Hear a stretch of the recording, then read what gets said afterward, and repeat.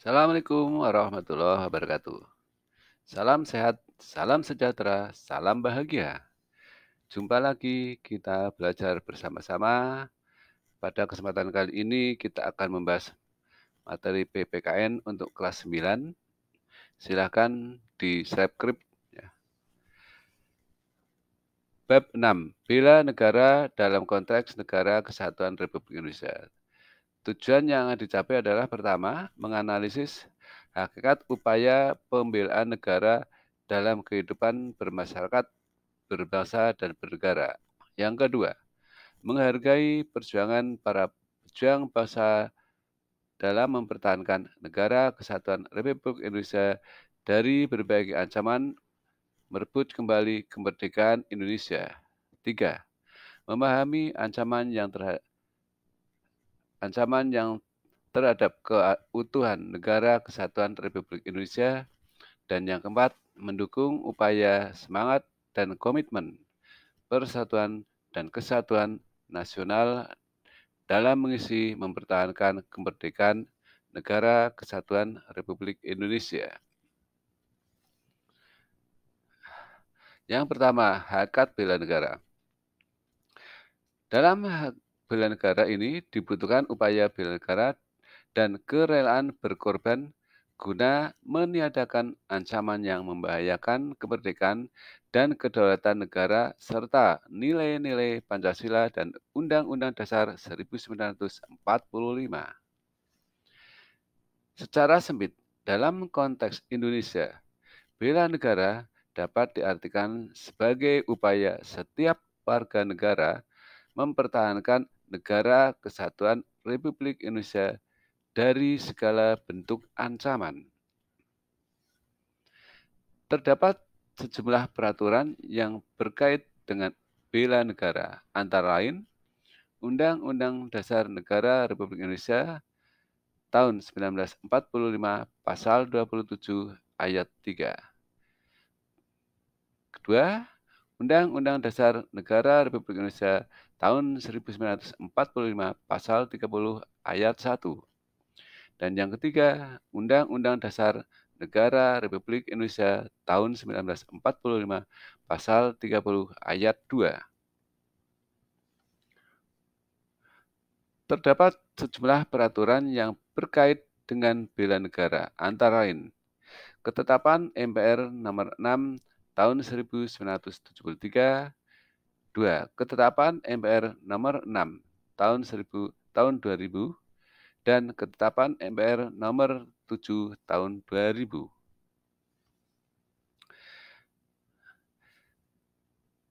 Kita lanjutkan, masih berkaitan hakikat bela negara. Terdapat sejumlah peraturan yang berkait dengan bela negara, antara lain Undang-Undang nomor 29 tahun 1954, 2. Undang-Undang nomor 1 tahun 1988, 3. Undang-Undang nomor 56 tahun 1999, 4. Undang-Undang nomor 3 tahun 2002, 5.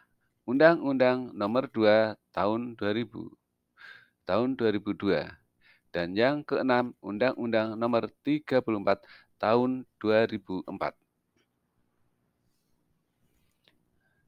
Menurut pasal 9 ayat 2 Undang-Undang nomor 3 tahun 2000 tentang pertahanan negara, keikutsertaan warga negara dalam upaya pembelaan negara diselenggarakan melalui pendidikan kewarganegaraan, pelatihan dasar militer, serta wajib pengabdian sebagai prajurit TNI secara sukarela maupun wajib dan pengabdian sesuai dengan profesi masing-masing.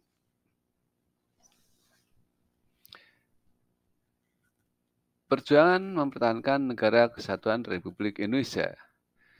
Berikut adalah sejumlah perjuangan fisik yang dilakukan dalam rangka mempertahankan Negara Kesatuan Republik Indonesia. Pertama, adanya pertempuran 5 hari di Semarang, berlangsung pada tanggal 15 sampai 19 Oktober tahun 1945. Peristiwa ini bermula ketika 400 tawanan Jepang di pabrik gula di Semarang memberontak ketika hendak dipindahkan.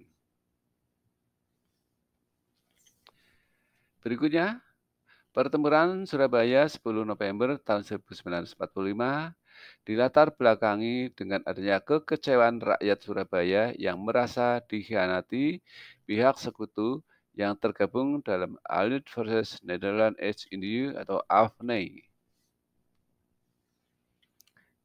Berikutnya, yang ketiga, pertempuran Ambarawa menjadi saksi kemampuan Tentara Keamanan Rakyat atau TKR yang dipimpin oleh Kolonel Sudirman memukul mundur pasukan sekutu yang dipimpin Brigjen Bedel. Berikutnya, pertempuran Medan Area ditandai ketika sekutu membebaskan pasukan Belanda yang menjadi tawanan perang, dipersenjatai kembali dan menjadi tentara di Medan.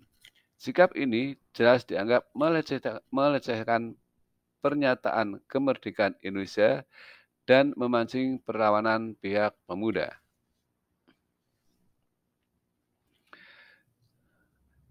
Masih berkait dengan perjuangan mempertahankan Negara Kesatuan Republik Indonesia, adanya peristiwa Bandung Lautan Api yang terjadi karena pasukan sekutu yang menuntut pasukan Indonesia untuk menyerahkan senjata dan disusul ultimatum agar tentara Indonesia meninggalkan kota Bandung bagian utara. Namun, rakyat Bandung tidak mengindahkan ultimatum tersebut.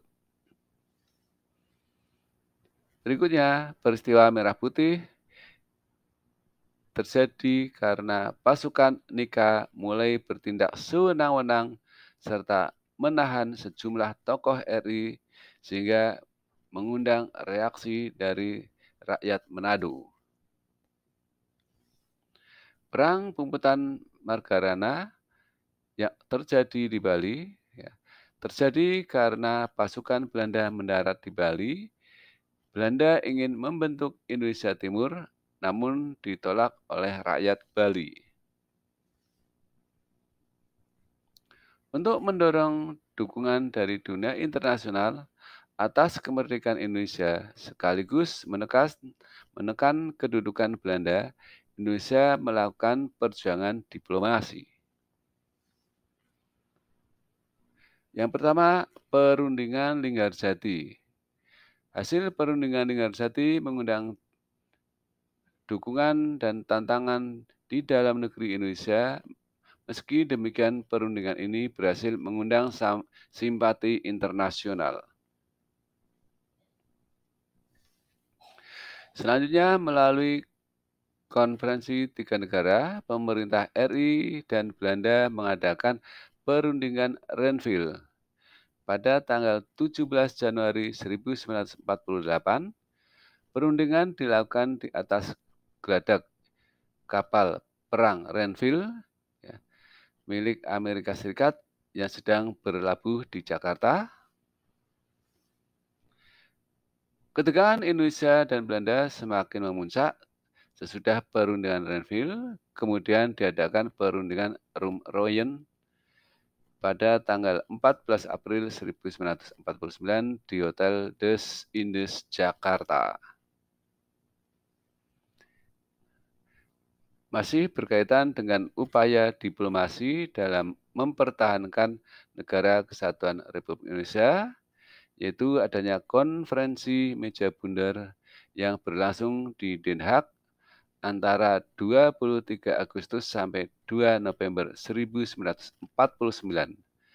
Konferensi meja bundar menghasilkan sejumlah persetujuan. Yang berikut, ancaman terhadap keutuhan.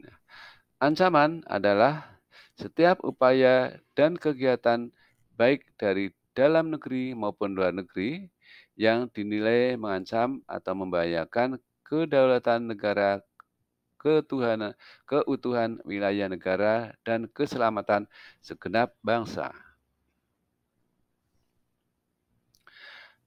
Ancaman dapat dibedakan berdasarkan jenis, sumber, dan bentuk.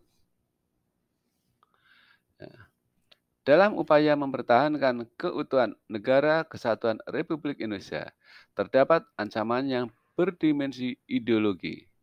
Ancaman ini upaya dari berbagai unsur radikalisme yang mencoba mengganti ideologi Pancasila dengan ideologi yang lain. Dari luar negeri, ancaman berdimensi politik dapat berupa tekanan politik dari negara lain terhadap Indonesia.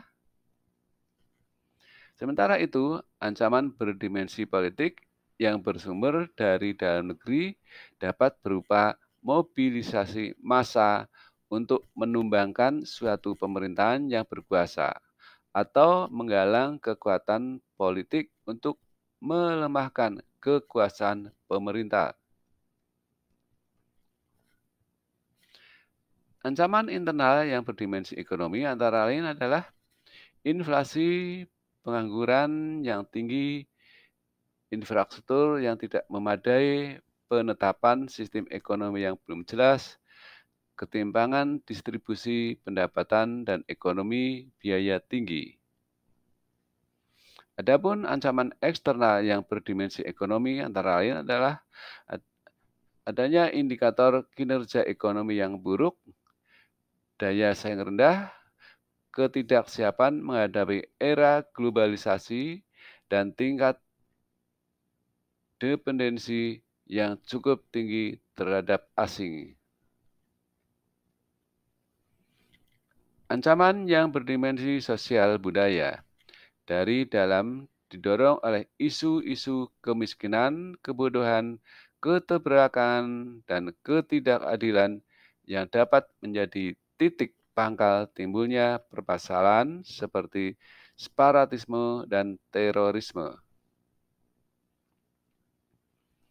Ancaman yang berdimensi sosial budaya dari luar datang bersamaan dengan era globalisasi, dengan penetrasi nilai-nilai budaya dari luar negeri yang dapat mempengaruhi nilai-nilai budaya di Indonesia.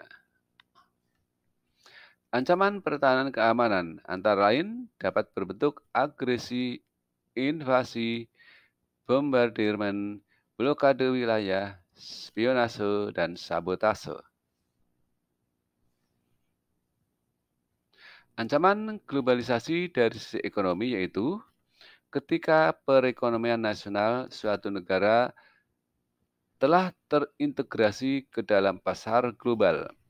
Perekonomian ini tidak lagi dapat terbebas dari pengaruh kekuatan ekonomi, dan apabila ketika melihat dari sisi sosial dan budaya, ancaman globalisasi antara lain terlihat dari perubahan kebiasaan, bahkan budaya suatu bangsa. Salah satu permasalahan bangsa saat ini adalah bergesernya nilai-nilai etika dalam kehidupan berbangsa dan bernegara. Berikutnya, semangat dan komitmen persatuan dan kesatuan nasional dalam mengisi kemerdekaan. Untuk mengisi kemerdekaan, para generasi muda harus memiliki semangat nasionalisme dan patriotisme yang tinggi. Menurut Kamus Besar Bahasa Indonesia, nasionalisme adalah paham atau ajaran untuk mencintai bangsa dan negaranya sendiri. Adapun patriotisme berarti sifat kepahlawan atau jiwa pahlawan, yaitu sikap yang berani pantang menyerah dan rela berkorban demi bangsa dan negara. Untuk menjaga persatuan dan kesatuan nasional, guna mempertahankan negara kesatuan Republik Indonesia dan mengatasi berbagai ancaman yang dapat mengganggu dan membahayakan kelangsungan hidup masyarakat, harus berperan aktif dalam membangun integrasi nasional. Peran serta yang dapat dilakukan antara lain sebagai berikut. Yang pertama, menjaga wilayah dan kekayaan tanah air Indonesia. Kedua, menciptakan ketahanan nasional. Tiga, menghormati perbedaan suku, budaya, agama, dan warna kulit. Empat, mempertahankan kesamaan dan kebersamaan. Lima, memiliki semangat persatuan yang berwawasan Nusantara. Dan yang terakhir, mentaati peraturan agar kehidupan berbangsa dan bernegara berjalan dengan tertib dan aman. Demikian untuk materi kita, mudah-mudahan bermanfaat. Ada kekurangannya, mohon maaf. Terima kasih. Wassalamualaikum warahmatullahi wabarakatuh.